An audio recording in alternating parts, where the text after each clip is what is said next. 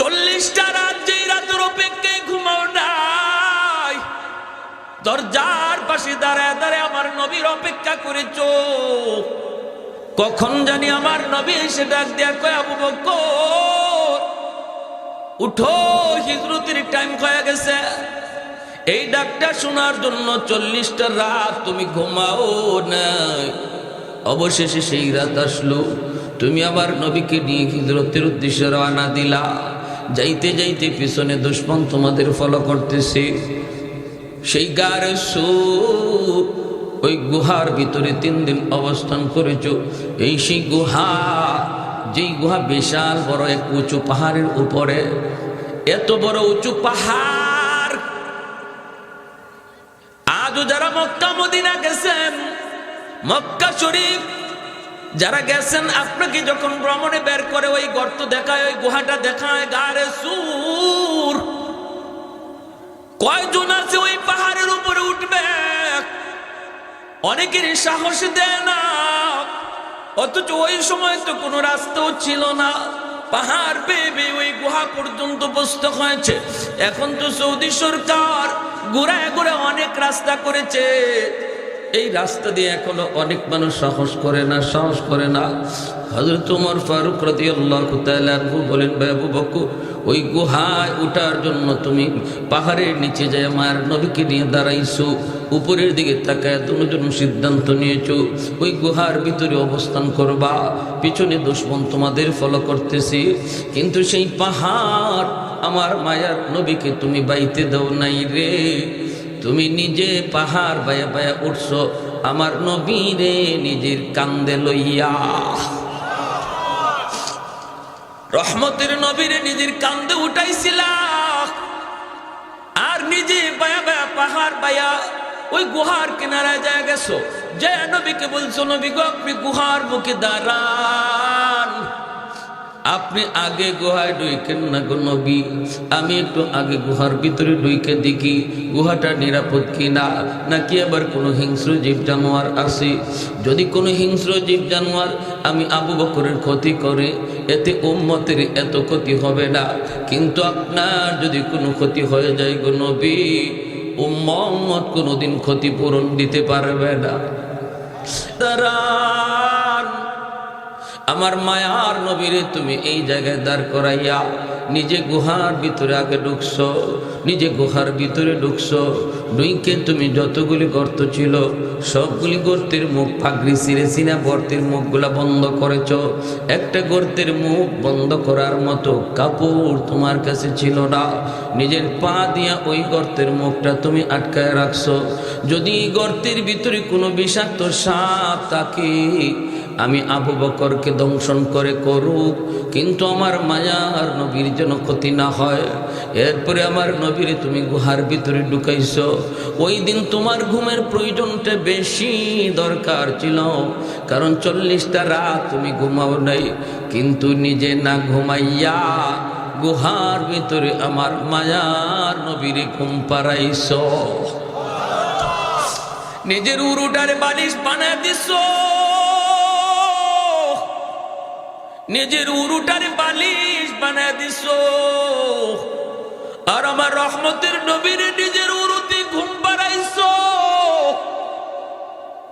বিষাক্ত সাপ তোমার পায়ে কামড় দিল, বিষের যন্ত্রণায় তুমি ছটফট, বিষের যন্ত্রণায় তুমি অস্থির, হজম করেছো, যন্ত্রণা তুমি হজম করেছো, চেহারা তোমার কালো হয়ে গেছে, বডি তোমার কালো হয়ে গেছে, কিন্তু বডি তুমি নাড়াচাড়া করো না। যন্ত্রণায় তুমি অস্থির, কিন্তু বডি নাড়াও না, কারণ বডি যদি নাড়াও আমার মায়ার নবীর ঘুম ভেঙে যাবে। ও ভাই আবু বকর, ওই একটা রাতের নেকি আমি উমরকে তুমি দিয়ে দাও, বিনিময়ে আমি উমর আমার জীবনের সব নেকি তোমাকে দিয়ে দিব। যেরকম সুবহানাল্লাহ।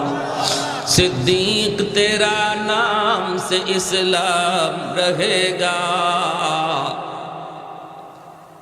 सिद्दीक तेरा नाम से इस्लाम रहेगा, दुनिया की सदाकत में तेरा नाम रहेगा, दुनिया की सदाकत में तेरा नाम रहेगा, फारूक तेरा नाम से इस्लाम रहेगा, दुनिया की अदालत में तेरा नाम रहेगा, उस्मान तेरा नाम से इस्लाम रहेगा, दुनिया की सखावत में तेरा नाम रहेगा, हैदर तेरा नाम से इस्लाम रहेगा, दुनिया की शजाअत में तेरा नाम रहेगा, मुआविया तेरा नाम से इस्लाम रहेगा, दुनिया की सियासत में तेरा नाम रहेगा। जोरे शोरे बोली अल्लाहु আকবার। সিদ্দিক আকবর বলেন, ভাই উমর, যদি তুমি ওই রাতের নেকি চাও তাহলে আমি আবু বকর নিজেও তো জানি না এই রাতে আমার কেমন নেকি হয়েছে, তোমাকে আমি দিব কি দেব না, টকব কি জিতব, এটা তো আমি নিজেও বুঝতেছি না। চলো আমরা দুজন আল্লাহর নবীর কাছে যাই, যাই নবীকে জিজ্ঞেস করি ওই রাতে আমার কি পরিমাণ নেকি হয়েছে। দুজন চলে আসলেন মায়ার নবীর কাছে। আল্লাহর নবী বলতেছেন, কি ব্যাপার? দুজন হাজির, ঘটনা কি? সিদ্দিক আকবর বলেন, ইয়া রাসূলুল্লাহ, নবী গো সমস্যায় পড়ে এসেছি। আবু বকর বলেন, ইয়া রাসূলুল্লাহ, উমর তার জীবনের সব নেকি আমাকে দিতে চায়, বিনিময়ে আমার কাছে এক রাতের নেকি চায়, এক রাতের নেকি চায়। আমি ওই রাতে কেমন নেকি হয়েছে জানি না গো নবী, আমি নিজেও জানি না। আমরা দুজন আপনার কাছে জানতে এসেছি ওই রাতে আমার কি পরিমাণ নেকি হয়েছে। আল্লাহর নবী বলেন, আবু বকর কোন রাতের কথা বলছো? তখনই সিদ্দিক আকবর কয়, নবী গো, ওই রাত হলো আপনার সাথে হিজরতের রাত। আল্লাহ নবী বলে, আবু বকর বদলাবা কি বদলাবা না আমি নবী জানি না, আমি কোনো মত দিব না, আমি বলবো না বদলাও, বলবো না বদলাও না, একটা বলবো না।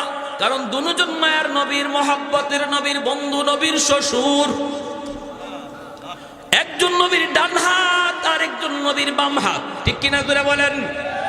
আজও আমার নবী দুই বন্ধুকে নিয়ে মদিনার রওজায়ে আতহারে দুই বন্ধুরে পাশে নিয়েই শুয়ে আছেন, দুই বন্ধুরে পাশে নিয়েই মায়ার নবী চিরনিদ্রায় শুয়ে আছেন। এত মায়ার দুই বন্ধু, কে খুশি হয় আবার কে নারাজ হয়। এজন্য নবী কয়, আমি জানি না, আমি কোনো মত দিব না, আমি কোনো মত দিব না, তবে আমি যেটা জানতে চেয়েছো এটা বলতে পারে আবু বকর, ওই রাতে তোমার কি পরিমাণ নেকি হয়েছে এটা তোমাকে আমি জানাইতে পারবো, বাকি বদলানো না বদলানো সেটা তোমাদের ইচ্ছা। এইবার নবী বলতেছেন, আবু বকর রে, শুধু ওমরের জীবনের নেকি না, গোটা উম্মতের জিন্দেগির নেকি যদি এক পাল্লায় রেখে দেওয়া হয়, আরেক পাল্লায় শুধু তোমার এক রাতের নেকি রাখা হয়, তবুও তোমার পাল্লা ভারী হয়ে যাবে। আরেকটু জোরে কন্যা সুবহানাল্লাহ। এইবার সিদ্দিক বলে, ভাই আমার তাহলে আমি রাজি না। বোঝা গেল কি? বোঝা গেল আমার আপনার তওবার খাতিরে আল্লাহ পাক কেমনে ওলির দপ্তরে নাম লেখা দেয়। কারণ হলো তওবার দ্বারা শুধু গুনাহ মাফ হয় তা না, বরং নেকিও ডাবলের ডাবল বেড়ে যায়। আল্লাহু আকবার। এজন্য আল্লাহ বলেছেন, ইন্নাল্লাহা ইউহিব্বুত তাওয়াবিন ওয়া ইউহিব্বুল মুতাতাহহিরিন। তাওয়াবিনকে আল্লাহ মহব্বত করেন, কথা পরে বলছেন। মুতাতাহহিরিনকে মহব্বতের কথা পরে বলছেন, তাওয়াবিনকে মহব্বতের কথা আগে নিয়ে আসছেন। তওবাকারীকে যে আল্লাহ ভালোবাসে, এই ভালোবাসার কথা আল্লাহ আগে আনছে। আর যে পবিত্র গুনাহ করেই না তারেও আল্লাহ ভালোবাসে, এই ভালোবাসার কথা আল্লাহ পরে বলছে। সুবহানাল্লাহ, সুবহানাল্লাহ। তাহলে নিরাশ হওয়ার কিছুই নাই, কিছুই নেই। জমিন প্রতিদিন আল্লাহর কাছে এমন আবদার করতেছে, মালিক অনুমতি দাও, অনুমতি দাও, গুনাহগারগুলির গিলে ফেলি। আমি জমিন আর কত গুনাহ দেখব, আর কত সইব, জালেমের পায়ের আওয়াজ আমি জমিন আর কত শুনবো, গুনাহগারের পায়ের শব্দ আর কত শুনবো। জমিন প্রতিনিয়ত আল্লাহর কাছে আবদার করে, মালিক অনুমতি দাও গিলে ফেলি, আবতালিউ ইবনা আদম ফি কারি। আলা কুল্লা ইয়াউমিন ওয়াল আরদু ইস্তাজিলু রাব্বাহু ওয়াল বাহরা ইস্তাজিলু রাব্বাহু ওয়াল মালাইকাতু ইস্তাজিলু রাব্বাহু।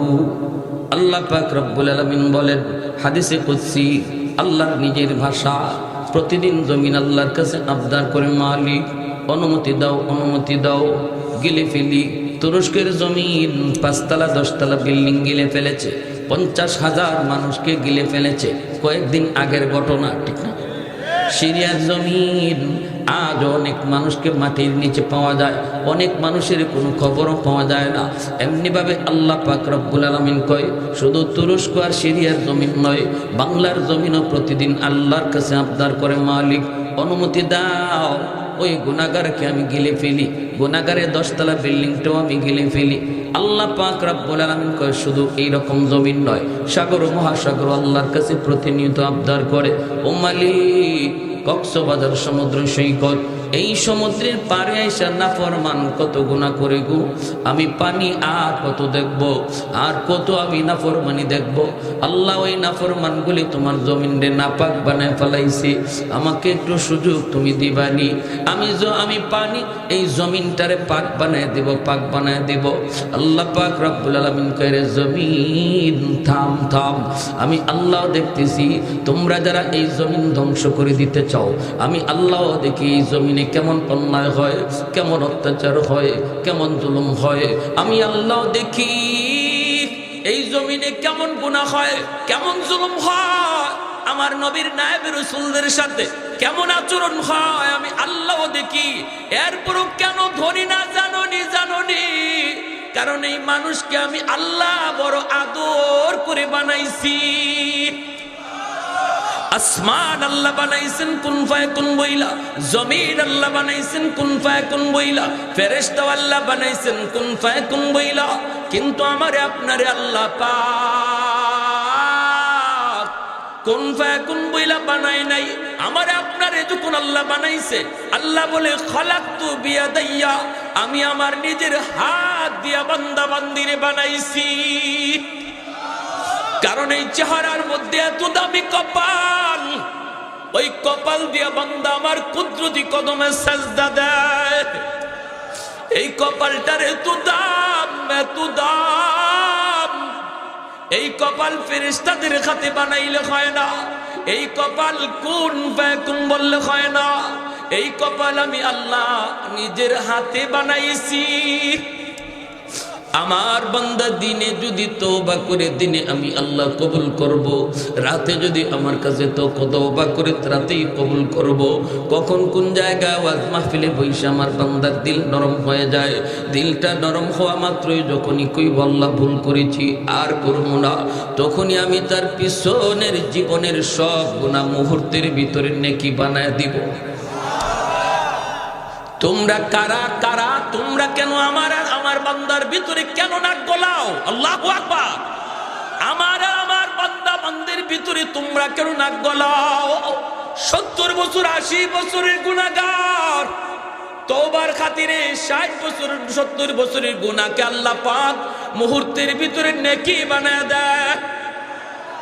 আল্লাহ বলে এখনো জমিনের মধ্যে 4 শ্রেণী আছে, লাউলা মাশাইকু রুক্কা ওয়াশ-শাবাবু খুশা ওয়াল আতফালু রুদ্দা ওয়াল আনআমু রুত্তা লাজআলতুস সামাআ হাদিদা ওয়াল আরদা খাফসাফা ওয়াত তুরাবা রামাদা ওয়ামা আনজালতু মিনাস সামাই কাতরা ওয়ামা আমবাততু মিনাল আরদি নাবাতা বাল আনজালতু আলাইকুমুল আযাবা সাফা। আল্লাহ বলেন এখনো জমিনের ভিতরে আমার কিছু বান্দা বান্দি রয়েছে যাদের চুল দাড়ি পাকা হয়ে গেছে, চুল পেকে গেল, চুল দাড়ি তার পাকা হয়ে গেছে, কোমরে তার ব্যথা, হাঁটুতে তার ব্যথা, এরপরও আমি আল্লাহকে কষ্ট করে করে সেজদা দেয়, আমি আল্লাহকে কষ্ট করে করে রুকু করে, রুকু করতে পারে না, হাঁটু বাঁকা করতে পারে না, কোমর বাঁকা করতে পারে না, এরপরও করে আমি আল্লাহর ভয়ে, আমি আল্লাহর মহব্বতে। আমার ওই বান্দা বান্দি যখন কষ্ট করে আমি আল্লাহর কদমে সেজদা দেয় রে, তখন আমি আল্লাহ এই জমিনের প্রতি তখন মায়া লেগে যায়।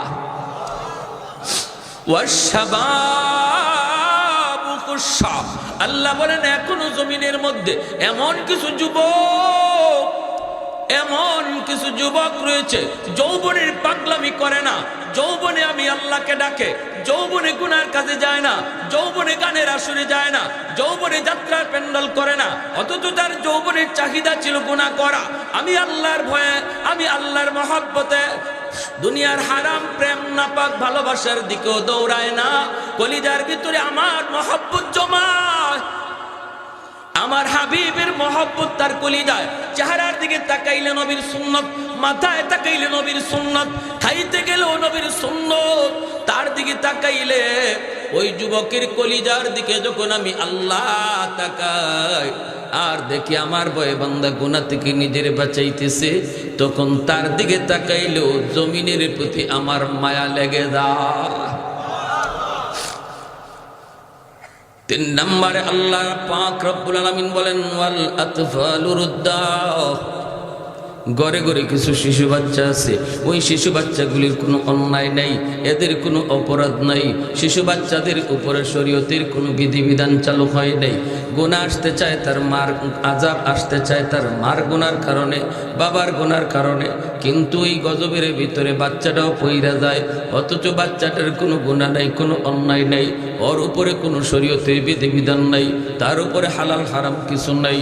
যখনই আযাব গজব তার বাপ মার গুনার কারণে জমিনে আয় রে, ওই বাচ্চাটা টুট ভেঙ্গে ভেঙ্গে আমি আল্লাহর দিকে তাকায় কান্দে, অথচ আমার ওই নিষ্পাপ অবুধ বান্দাটার কোনো অন্যায় ছিল না, তার কান্নার দিকে তাকাইলো এই গুনাহগার জমিনের প্রতি আমার মায়া লেগে যায়। আল্লাহ বলেন 4 নম্বর হলো জমিনের মধ্যে কিছু পশু পাখি আছে, হাঁস মুরগি গরু ছাগল আছে, এদের উপরে শরীয়তের কোনো বিধিবিধান নাই।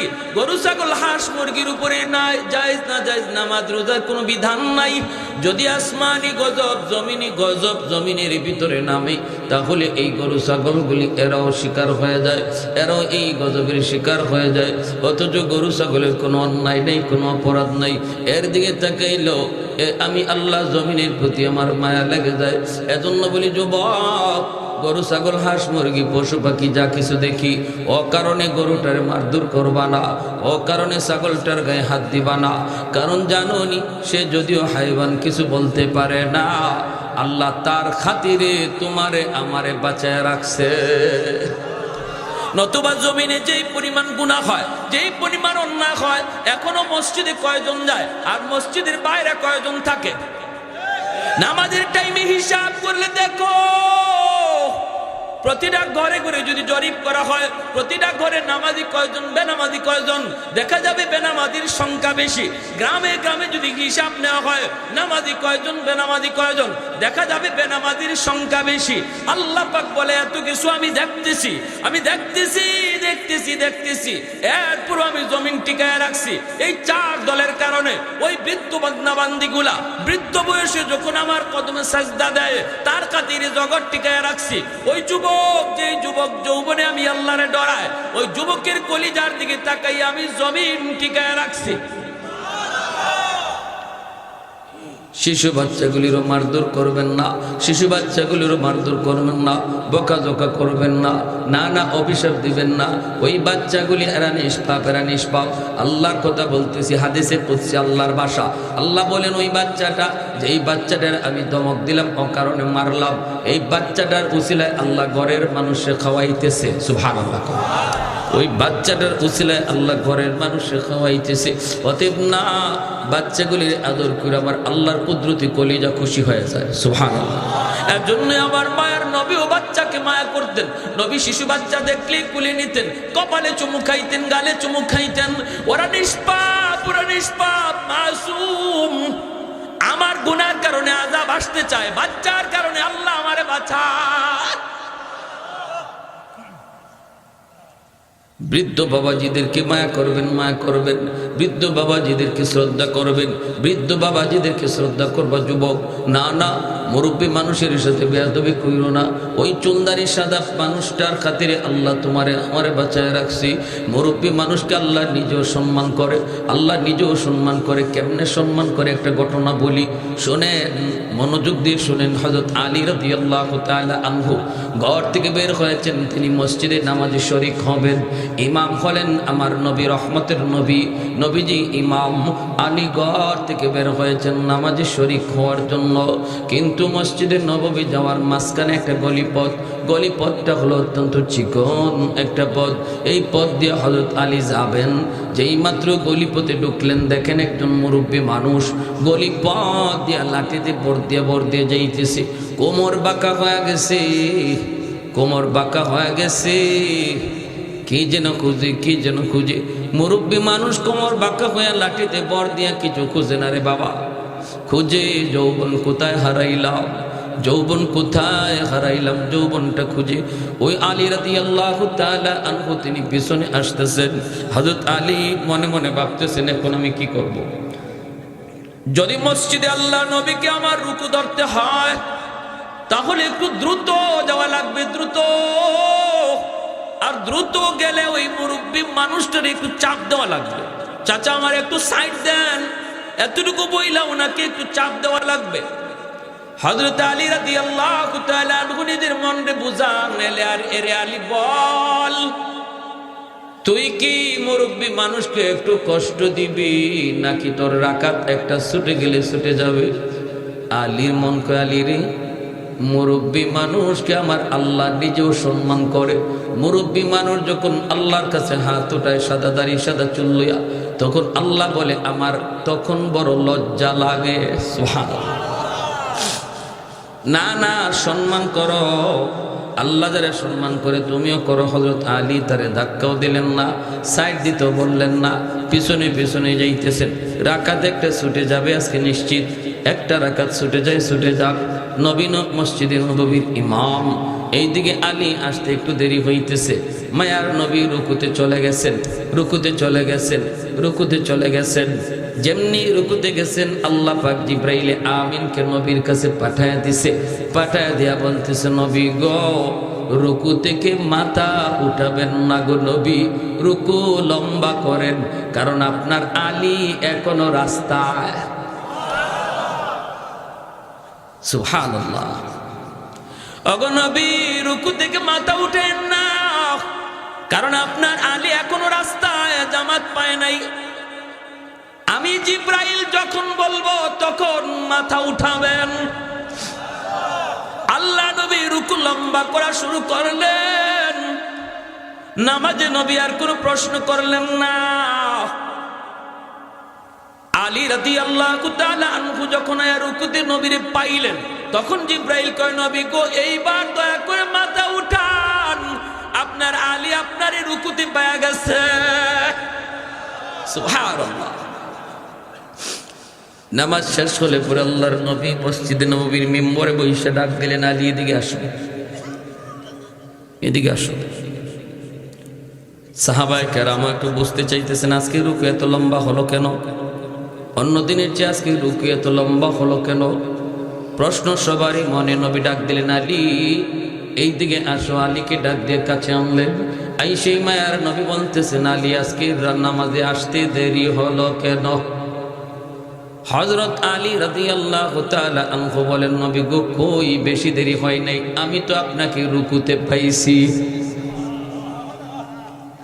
আল্লাহ নবী কয়, আলী কেমনে পাইছো? হুশ নাই, হুশ থাকার কথাও না রে।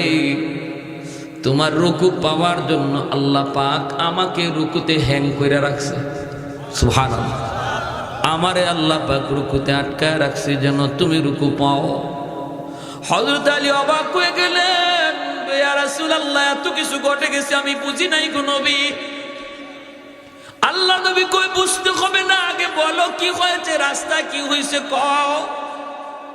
হযরত আলী বিস্তারিত বলার পর মায়ের নবীর চোখ দিয়ে দর দর করে পানি পড়ে। আর নবী কয়, আলী রে, একজন মুরব্বীর সম্মান করার কারণে আল্লাহ পাক তোমারে কি পরিমাণ সম্মানী বানাইছে দেখো।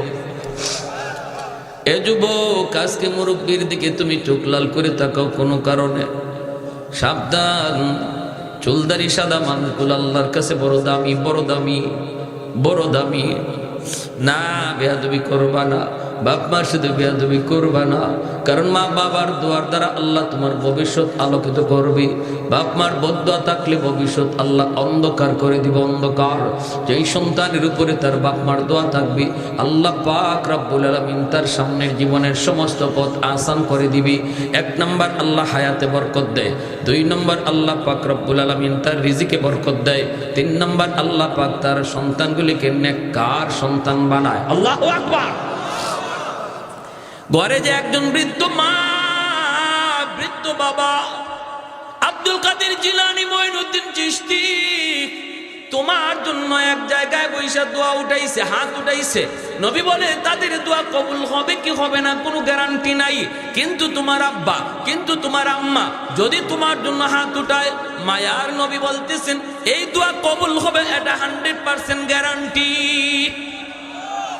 সালাসাতুন দাওয়াতুম মুস্তাজাবাতুম লা শাক্কা ফীহ, দাওয়াতুল মাজলুম, দাওয়াতুল মুসাফির ওয়া দাওয়াতুল ওয়ালিদ আলা ওয়ালাদিহি।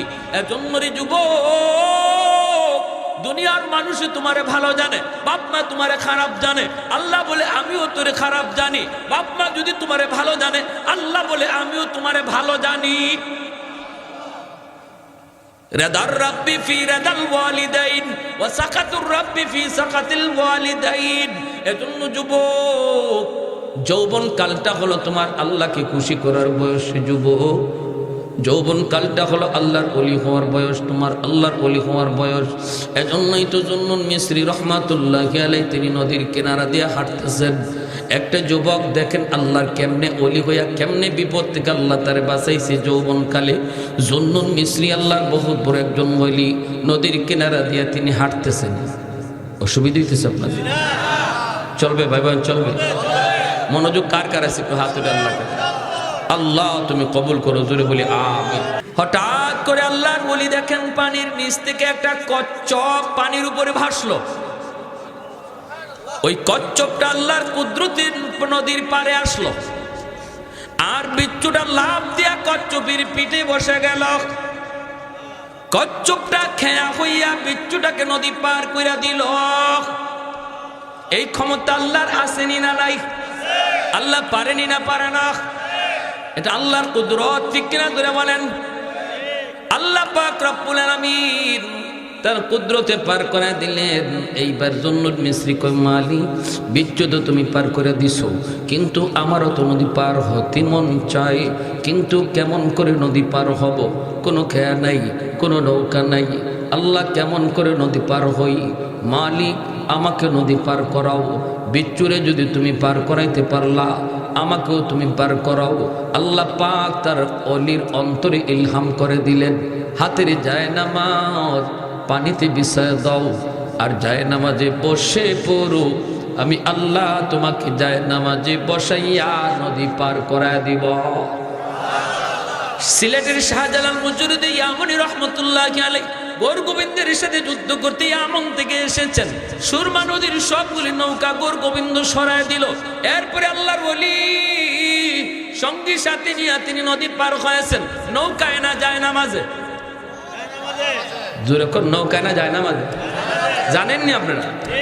নৌকা সরায় দিল, জায়নামাজে পয়সা শাহজালাল মুজরিদি ইয়ামানি নদী পার হইছেন। তাহলে এটা কে করাইছে? জোরে বলেন, কে করাইছে? আল্লাহ যদি করাইতে পারে, মানুষ যা পারে না পারে কে? এর নামই তো হল আল্লাহর কুদরত। ওলিদের দ্বারা যদি হয় কারামত, নবীদের দ্বারা যদি হয় মুআজিজা, করায় কে? তাহলে এটা অস্বীকার করা, গাঞ্জাখুরি কথা কোয়ার সুযোগ কই? তুমি যদি কও এটা খালি কিচ্ছা, হুজুররা খালি কিচ্ছা, কি আজগবি কিচ্ছা লই আইছে, এটা কেমনে সম্ভব? আরে সম্ভব তো তখনই যদি আল্লাহ করায়। আল্লাহ অসম্ভবের সম্ভব করতে পারে, এই ইয়াকিন যদি তোমার না থাকে, তাহলে তো তোমার ইমানই নাই। ঠিক কিনা জোরে কও? ইমানই তো নাই। যদি এটা বিশ্বাস না করো, আল্লাহ কোরআনের ভিতরে ওলি আল্লাহদের কারামতের কথা বলছেন। সুলাইমান আলাইহিস সালামের জমানা, তিনি সুলাইমান আলাইহিস সালাম বলছেন রানী বিলকিস রওনা দিয়ে দিছে। এখন বিলকিস রানী আমার কাছে আসার আগে আগে তার 7টা গেটের ভিতরে তালাবদ্ধ দেওয়া সিংহাসন আমার কাছে কে আনতে পারবা? তখন দেখা যায় এক জিন কইল আমি পারবো। সুলাইমান আলাইহিস সালাম বললেন আরো তাড়াতাড়ি কে পারবা? তখন একজন মানুষ যিনি আল্লাহর ওলি ছিল, যার ইসমে আজমের ক্ষমতা ছিল, মুস্তাজাবুদ দাওয়া ছিল, তিনি কই আমি আরো তাড়াতাড়ি আনতে পারবো। সুলাইমান আলাইহিস সালাম কয় দেখো বিলকিস রানী কিন্তু রওনা দিয়ে দিছে, রাস্তায় আছে, কিছুক্ষণ পরে আমার কাছে পৌঁছবো, অথচ সিংহাসন এখনো রয়ে গেছে তার সেই সানায়, সেখান থেকে তোমরা আনবা, তুমি আনবা, কত তাড়াতাড়ি আনতে পারবা বলো? কয় আপনি চোখ বুঝবেন আর চোখ খুলবেন, দেখবেন সিংহাসন হাজির। কি ভাই, মাটির নিচ দিয়া বিলকিস রানী আসার আগেই তার সিংহাসন সুলাইমান নবীর সামনে হাজির। এখন অস্বীকার করো, এটা তো কোরআনে আয়াত। কও বলে এটা কিচ্ছা, এটা সত্য না, বলো বলো, বললে ইমান থাকবে তো? আল্লাহর কোরআন। অতএব এই ধরনের কথা যারা বলে সাবধান, সাবধান, সতর্ক থাকা উচিত তাদের কাছ থেকে। আমরা বলি না কোন ওলি তার নিজের যোগ্যতায় অসম্ভবকে সম্ভব করে, আমরা বলি ওলির দ্বারা যা অসম্ভব সম্ভব হয় করায় কে? তাহলে এখানে তোমার ব্রেন হ্যাং মারবেই তো। আল্লাহর ক্ষমতায় যদি তোমার বুঝবার মতো জ্ঞান থাকতো তাহলে তো তুমি হইতা। আল্লাহ পাক তো তোমার এতটুকু জ্ঞান দেয় নাই যাতে আল্লাহর কুদরত তুমি বুঝতে পারো। এখানে হ্যাং মারবে ব্রেন। এখানে যদি বেশি বাড়াবাড়ি করো তাহলে নাস্তিকের মতো কিছুদিন পরে বলবা দেয়ার ইজ নো গড, আল্লাহ বলতে কিছু নেই, নাস্তিক হয়ে যাবে। যে বলে আমার যুক্তিতে ধরে না, যুক্তিতে ধরে না। আল্লাহ যদি আসেন তো কই আছেন?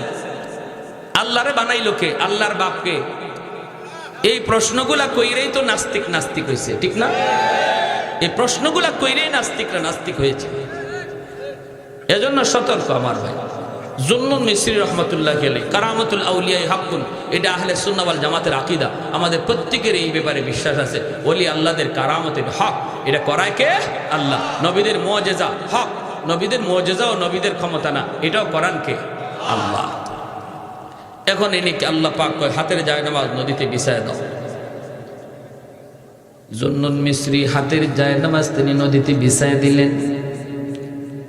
জায়নামাজে বৈশা তিনি নদী পার হয়ে গেলেন। এইবার আল্লাহর ওলি বিচ্ছুর পিছনে পিছনে দৌড়তেছেন। বিচ্ছুটা কোন দিকে যায় একটু দেখতে মন চায়, কোন দিকে যায় দেখতে একটু মন চায়।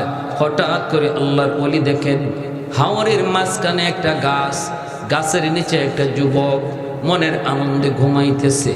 এই যুবকের দিকে বিচ্ছুটা দ্রুত বেগে যাইতেছে। আল্লাহর ওলি জুন্নুন মিসরি ইনিও বিচ্ছুর পিছনে পিছনে আসতেছেন।